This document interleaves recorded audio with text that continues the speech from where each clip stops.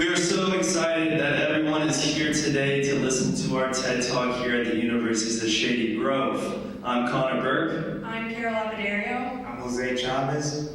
And we hope today our TED Talk will inspire each and every one of you to leave this place today as better leaders in their workplace. Think about every time you walk into work.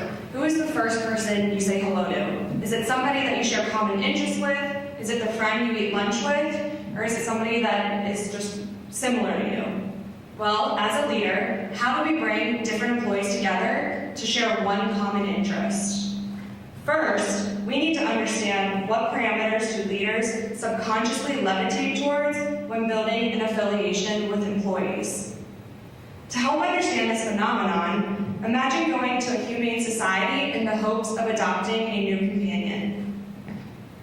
So here we have a video, a wounded warrior going to an adoption center and trying to figure out a companion that's right for him.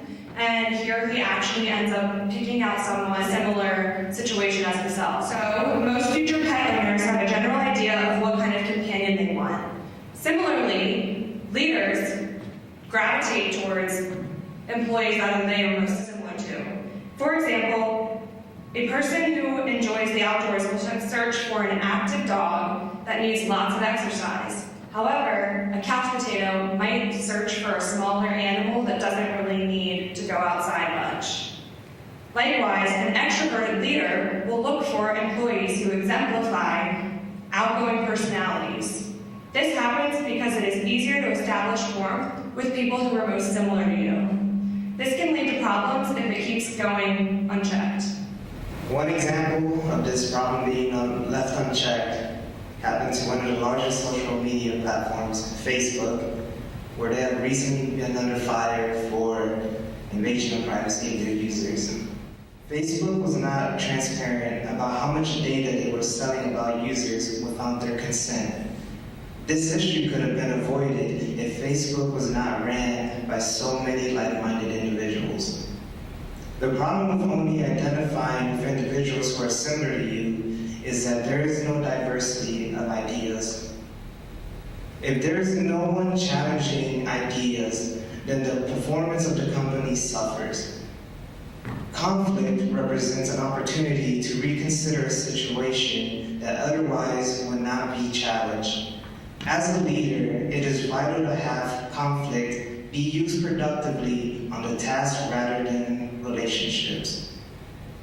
This means getting the best out of every employee, even the ones that aren't similar to yourself. One manner of doing this is by understanding where each employee stands in the company. A great leader understands that they need to exhibit different levels of directive and supportive behaviors depending on the situation. Everyone starts their career by being the new employee in the workplace. So it is important as a leader to guide these eventual newcomers towards the right direction. Young employees come into their first job highly motivated to make an impact in the business, but they also bring a low level of competency. This is when a leader should take charge by directing them through tasks. Enthusiastic beginners need a leader who will define their role and tasks clearly. Someone who takes the time to closely supervise them, encourages them when they produce favorable results, but also offers solutions when they don't. This stage offers little to no chance of establishing a relationship with the new employee. Therefore, it requires low level of supportive behaviors from the leader. This, however, does not mean that the future relationship you establish with this new employee won't benefit or suffer from this step. Think of this situation as a new pet owner who just adopted a puppy from the shelter. This puppy is still very young, so they need a lot of guidance towards becoming the perfect pet you wanted. Since they are still very young, you need to take the time to get the puppy adjusted to this new surrounding you just exposed them to.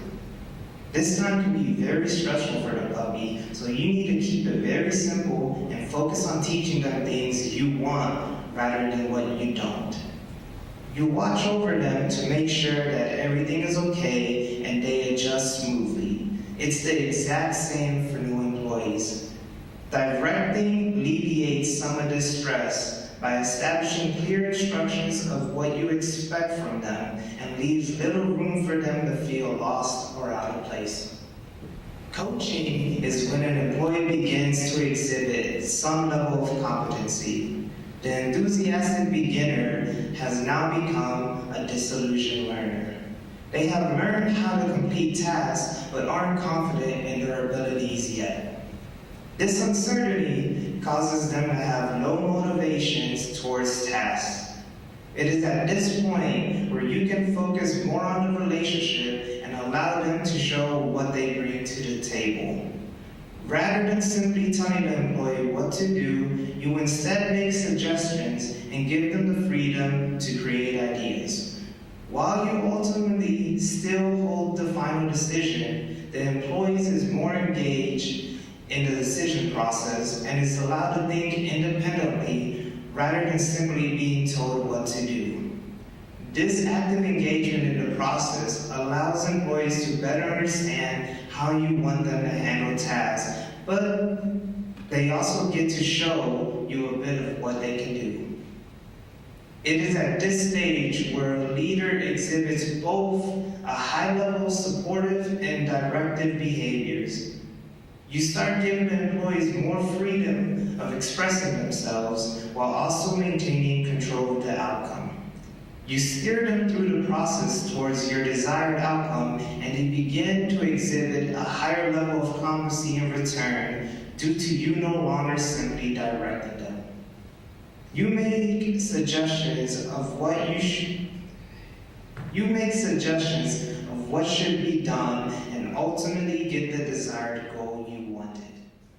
Think of this as a pet owner who has a dog who just picked up a bad habit. You are trying to potty train them and they end up having an accident within the house. You don't want to punish a puppy when they have an accident because they simply haven't had the time to know any better. Punishing a puppy for mistakes doesn't teach them how to do what you want. Instead, it creates an environment where they fear you. Fear is a terrible emotion to instill upon your puppy because they won't trust you or your intentions. The same can be said about new employees.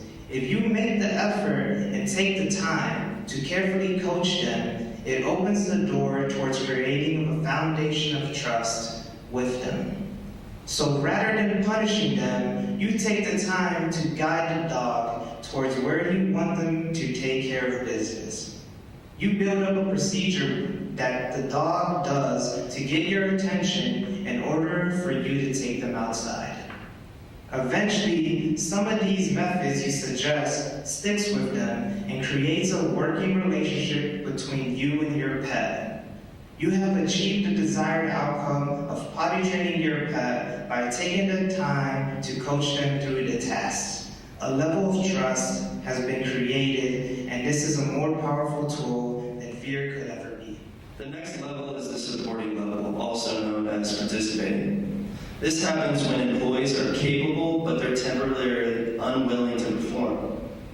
These are qualified workers, but because of the number of tasks they have, they feel overwhelmed with work.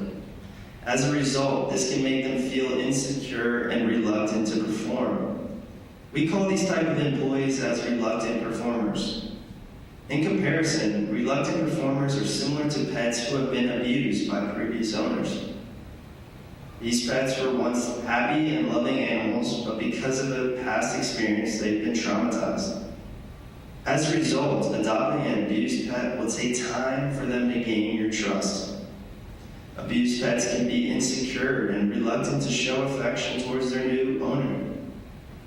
In relation to an employee, they need to be stimulated in order to get confidence back to make decisions independently again. If you adopt a pet and it's feeling overwhelmed or fearful, Make sure to allow them to return to its safe place and leave it alone. When employees are feeling overwhelmed with a number of tasks, it is important that the leader confers with the employee and supports them. Another way to gain trust from your abused pet is to simply show the pet love. Reward the pet with treats and show affection by constantly petting it. Similar to employees, leaders need to remind employees of tasks and projects that they did well in the past. This will allow the employee to gain confidence and trust their own abilities. In this quite sad video, we can see an abused dog approached by a loving, caring stranger. At first, the dog is reluctant to allow the stranger to approach it. After time and with a little love, the dog allows the stranger to rescue it from its misery. With time, that broken dog trusts the stranger and transforms into a loving pet. Simply helping and showing love is all it takes for employees to trust their leaders. Instead of giving up on reluctant performers in the workplace, leaders need to realize this is an opportunity to display your leadership and help support employees. Sometimes all they need is reassurance and a motivation boost to get them back on track. The next level is the delegating level. This is when employees can and want to carry out their tasks independently. They have a high level of task maturity in which they need less support from their leaders. These employees show high competence and have high levels of motivation. These employees can be referred to as peak performers. Leaders allow peak performers to take on responsibility for task decisions and take ownership in his or her work. These employees have had experience and have taken on major responsibilities throughout their professional career. In comparison, peak performers are similar to police dogs or search and rescue dogs. These are the top intelligent and obedient breeds in the world. For a dog to be considered for the police department, they must first pass an obedience training course. They must be able to obey the commands of their handler without hesitation. Similar to peak performers, they do not have to consult with their leaders. They are simply motivated by carrying out their own tasks independently. Leaders respond to peak performers by keeping their distance, because the employee is responsible for the decisions. If things go well, compliments are in order. Similar to a search and rescue canine, their handler does not interfere with the dog when they're locating or subduing suspects. When the canine completes its task, the dog is complimented by its handler. In this funny video, we can see this police canine. This is an example of a delegating task. This is a top peak performer. We see this canine performing CPR, a dog performing CPR on a human. This canine is extremely obedient, and it demonstrates being highly skilled and motivated. The canine did not just follow a command and order by its leader. The canine knew how to act when a certain situation arose. It is important to keep our peak performers and the maturity levels and to establish a delegating style of leadership that allows the individual to make its own decisions. Regardless of the type of employee you are working with, it is important to realize that the constant here is you. Employees are always changing, and great leaders know how to cope with that change. As a result, you need to understand and practice two vital characteristics that transformational leaders possess. The first characteristic is that leaders need to understand charisma and how to apply charismatic leadership tactics. By doing so, leaders can persuade followers using rhetoric. This rhetoric can include similes, metaphors, or analogies while you address your subordinates. Powerful word choice allows the leaders to tap into their followers' emotions and inspire them to achieve tasks beyond the finish line. When practicing charismatic leadership tactics, it is important to consider the maturity level of each of your followers. An enthusiastic beginner out of college will rely on your leadership differently than a 15-year-old peak performer. The primary goal of a leader is to inspire people to achieve a certain task they desire. Secondly, leaders need to develop consideration for their followers. Consider the value of your employees even if they are not similar or common to you. Every morning you walk in, say hello to somebody that's different from you. Pay attention to the needs of all of your followers and give individual consideration. In order to understand the needs of your followers, you need to take the time to consider their lives outside of work. As a result, you understand the external factors that may be influencing their performance. Concern for others will create trust and respect. This trust motivates people to perform and execute tasks that align with your vision. By using a transformational leadership style, you individually consider each employee and the different maturity levels that you encounter. Your charismatic leadership techniques will contribute to their trusting and respecting you. Establishing trust and building relationships with all employees, not just those that are like you, will allow the team to perform beyond the finish line. A good leader needs to realize that gravitating towards people that are similar to them can be detrimental to the team in which similar ideas are not going to be challenged. In order to inspire and motivate your employees, you need to learn how to adapt yourself to unique situations and employees. Having a diverse workforce where different ideas are challenged will produce the best environment for your company. We want to thank everybody for attending today's TED Talk, and we hope you enjoyed.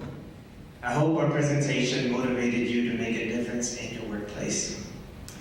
Be on the lookout for our book, Leading by Adoption, that comes out May 22nd. Jose and Connor will be outside taking pictures. Thank you guys.